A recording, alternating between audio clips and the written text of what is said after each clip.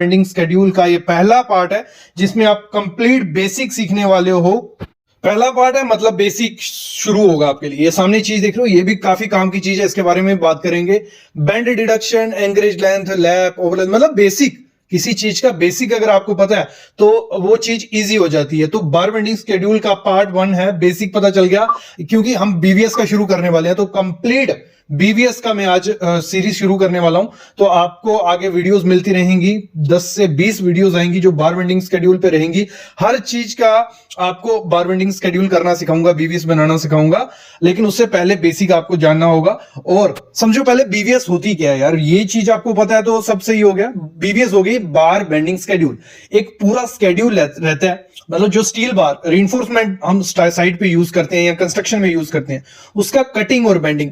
उस बीवीएस क्या है, एक पूरा मतलब लगा लो एक टेबल है, उसमें पूरा मेंशन है कि कहां कौन सी लोकेशन पे बार लगेगा, क्या कौन सा बार होगा, डाया क्या रहेगा, साइज क्या रहेगा, उसकी कटिंग लेंथ क्या रहेगी, कितने बार लगेंगे, बेंडिंग कैसे होगी, टोटल क्वांटिटी। ये इस सब कॉम्बिनेशन को हम बोलते हैं बार बेंडिंग स्केड्यूल। और हर एक सिविल इंजीनियर को आना चाहिए। बेसिक स्टार्ट हो गया हमारा। और बीवीएस में मोस्ट इंपोर्टेंट चीज निकलती है बेंडिंग।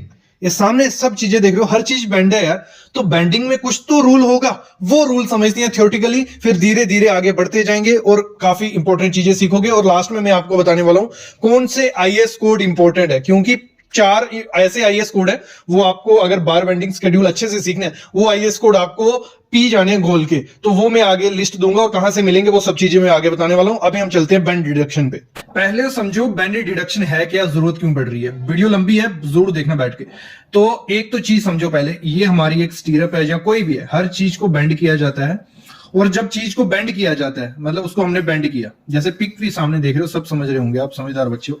तो कोई ये सरिया हमारा सीधा, इसको जब हम बेंड करेंगे तो ये क्या होता है, इलोंगेट होता है, मतलब यहां स्ट्रेच पड़ता है और चीज लंबी होती है। अगर मैं इसकी एग्जांपल लूं, ये पेन है, अगर मैं इसको तोड़ूंगा ना, अभी तोड़ूंगा नहीं, तो जब मैं तोड़ूंगा ना, ये थोड़ा अगर इसकी लेंथ लगा लो 10 mm है ना, तो वो 11 mm होगी अगर हम उसको सीधा करेंगे, थोड़ा फर्क पड़ता है। तो वो चीज हमें कटिंग लेंथ में निकालनी पड़ती है, क्योंकि अगर हमने उतनी कटिंग कर ली जितनी चाहिए नहीं, तो वो सरिया वेस्टेज होता है। तो वेस्टेज से बचने के लिए bend deduction most important part है बीवीएस का। तो इसमें क्या है, जब 1D होता है तो हमें जब 45 डिग्री रहता है कोई भी, क्योंकि इस शेप में तो कटेगा ही कटेगा, जैसे सामने आप शेप देख रहे हो, इस शेप में सरिया कटेगा ही कटेगा, कुछ ना कुछ तो बनता ही है। ऐसे ऐसे लगा लो, कोई भी शेप दे सकते हैं सरिया। काफी आजकल स्ट्रक्चर की कितनी वैरायटी हो गई है। तो जब 45 डिग्री बेंड होता है तो हमारा थोड़ा इलोंगेशन कम होता है, मतलब जितना सरिया मुड़ेगा ना, जितना मुड़ेगा उतना उसका इलोंगेशन होगा, मतलब उतना लंबा वो सरिया होगा। तो 45 डिग्री में 1D माइनस करना होता है। 1D माइनस कैसे करना होता है, लगा लो, ये जल्दी से मैं एक एग्जांपल समझा देता हूं, ये समझने हम कल वाले बेसिक समझा रहा हूं आज। अगर ये स्टीरअप होता है, जैसे हमारा ये इधर से 2 मीटर है, 1 मीटर है, तो अगर हम इसको प्लस करते हैं 1 + 2, इधर भी 1 होगा, +1 इधर भी 2 होगा, ठीक है। तो ये हो गया हमारा 3 4 6 हो गया। और हुक हो गई, लगा लो 2 मीटर रख लो, मैं एग्जांपल है, कुछ पकड़ना नहीं, 8 मीटर हो गए टोटल, ठीक है। लेकिन इसका कटिंग अगर हम 8 मीटर लेके गए तो ये जो हुक मतलब सरिया बढ़ जाएगा और हुक इतनी इतनी लंबी हो जाएगी। तो हमें क्या करना है, इसका डिडक्शन करना पड़ता है कि हमारा एक बेंड ये था, ये 90 डिग्री का बेंड है, ये 90 डिग्री का बेंड है, ये 90 डिग्री का बेंड है, ये 90 डिग्री का, ये 135 डिग्री का हुक का, और ये 135 डिग्री का। तो हमें माइनस कर देना होता है 8 मीटर में से, कि हमारा एक जब 90 डिग्री का बेंड होगा तो हमें 2D माइनस करना है। तो 8 मीटर 2D, ए मीटर 2D जितना डाया का सरिया होगा, 10 mm का है, तो ये से। तो इस तरीके से किया जाता है। तो समझो इसको फिर से मैं शुरू करता हूं। अगर 1D बेंड होगा, अगर 45 डिग्री बैंड होगा तो हमें 1D माइनस करना है। तो अगर 90 डिग्री बैंड होगा तो हमें 2D माइनस करना होता है। ये रूल समझो, ये कब माइनस करना है, कहां करना है, वो अगली वीडियोस में आप सुनोगे। तो अगर 135 डिग्री बैंड होगा तो हमें 3D माइनस करना होता है। अगर क्या बोलते हैं 180 डिग्री होगा तो हमें 4D माइनस करना है। मतलब 45, 90, 135 और 180 डिग्री, मोस्टली यही बैंड होते हैं। तो 1D, 2D, 3D, 4D ये माइनस हम लोग करते हैं, डिडक्शन करते हैं। ये इतना मेंशन आईएस कोड पे आपको दिखेगा नहीं, लेकिन जब प्रैक्टिकल फील्ड में हम काम करते रहे हैं तो ये तो हमें आ ही गया, ठीक है। ये पहली चीज होगी जो आपको समझनी थी। दूसरा जो समझना था, हर एक को पता है कि जो हमें वेट निकालना होता है किसी सरिये का, तो उसका फॉर्मूला आता है D² / 162। तो ये फार्मूला रहता है, मतलब कितना भी लंबा सरिया होगा, 12 मीटर, 13 मीटर, 14 मीटर, क्योंकि 12 मीटर तो हमारी स्टैंडर्ड लेंथ आती है, इससे लंबा तो नहीं होता है, लेकिन आप अगर 12 मीटर का ही निकालना हो तो हम 1 मीटर सरिये की निकालते हैं कि उसका वेट कितना होगा। 8 mm का सरिया, फार्मूला है डी हो गया हमारा जितने mm का सरिया होगा, तो 8 का स्क्वायर 8 इंटू 8 डिवाइड बाय 162, तो आ गया हमारा 1 मीटर का हो गया 0.395 kg पर मीटर। और 8 mm का सरिया अभी 400 मीटर का भी हो जाए तो आपको मल्टीप्लाई करना है सिर्फ 0.395 से, तो आपको मिल जाएगा कि उसका वेट कितना है। मतलब आप किसी बंडल का बिना उसको उठाए वेट कर सकते हो, अगर उसको लेंथ आपको पता चल गई, डाई आपको पता चल गया, इस फार्मूले की हेल्प से हो जाता है। जैसे अगर 20 mm का सरिया है, उसकी फार्मूले में भरा डी स्क्वायर 20 × 20 162 2.470 kg पर मीटर। अगर 12 मीटर का सरिया है तो कर दो मल्टीप्लाई 2.470, तो मिल गया हमें इतना एक 12 मीटर के सरिये का। अगर उस बंडल में 40 सरिये हैं, 40 का हमें इससे मल्टीप्लाई कर देना, तो हमें मिल जाएगा उस बंडल का वेट कितना है, और वेट से हमें आइडिया लग जाता है कि वो क्वालिटी कैसी है उसकी। फिर कवर ब्लॉक का थोड़ा समझो आप, ये भी काम करेगा, ये सब चीजें बीवीएस में काम करने वाली हैं, तो इसलिए मैं बेसिक बता रहा हूं आपको।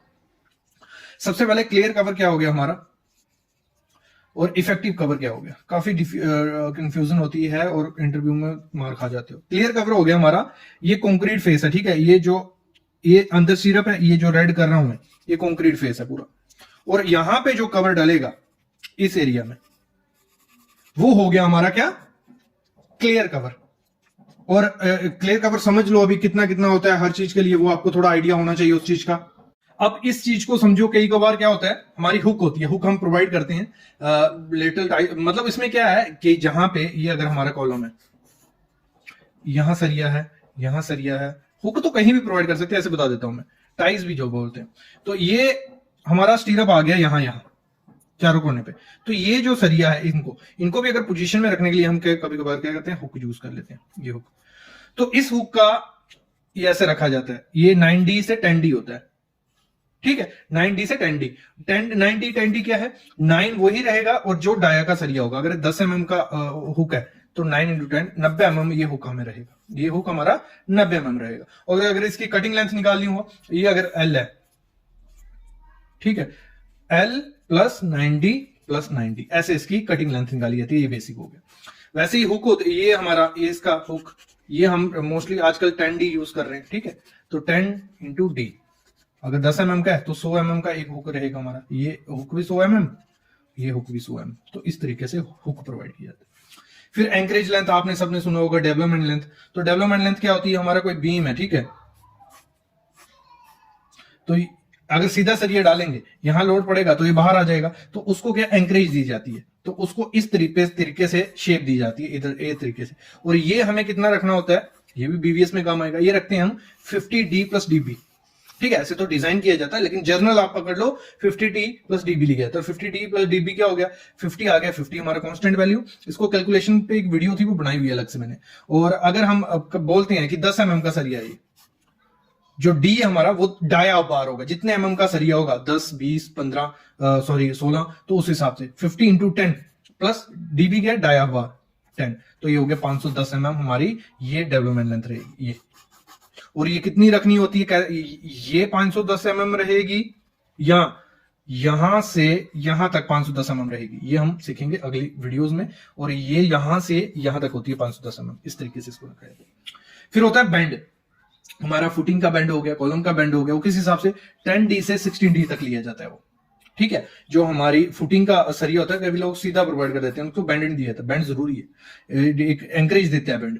तो ये अगर हम पकड़ते हैं इसका 10D हम एंकरेज दे रहे हैं, 10D दो, आप कोई दिक्कत नहीं है। अगर 10 से 8 mm का बार है तो 10 × D, जैसे मैंने बताया D होता है डाया बार, तो ये हो गया हमारा 100 mm, ये हमारे वो रहेंगे ये, ठीक है।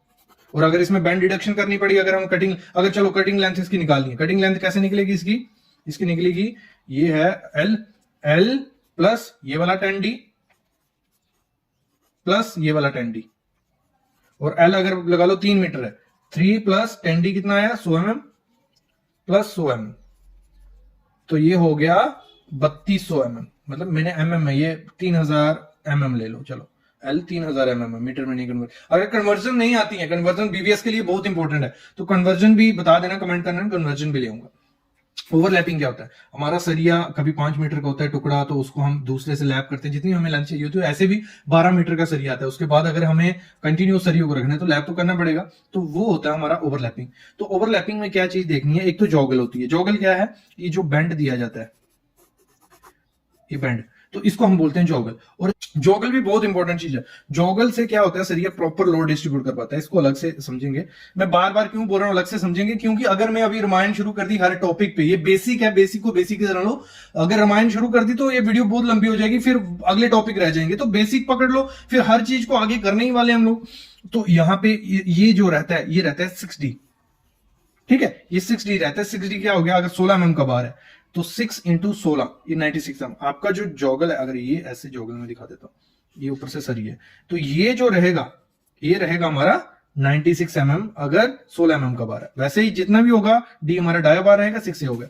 फिर इसमें कितना आपको ये लैब कितना चढ़ाना होता है एक दूसरे पे, लैब कितना, क्योंकि लैब को बांधा जाता है एक दूसरे से, कितना होना चाहिए, वो टेंशन में मेंबर है अगर वो होगा 50D। बीम वगैरह होते हैं वहां पे हम 50D देते हैं। 50D कितना हो गया, अगर 16 mm का बार है, 50 इंटू 16, 800 mm आपको एक दूसरे से लैब करनी है। ये देखो, ये जो यहां से लेके यहां तक जो लैब एक दूसरे से बांधा होगा सरिया, वो 800 mm होना चाहिए।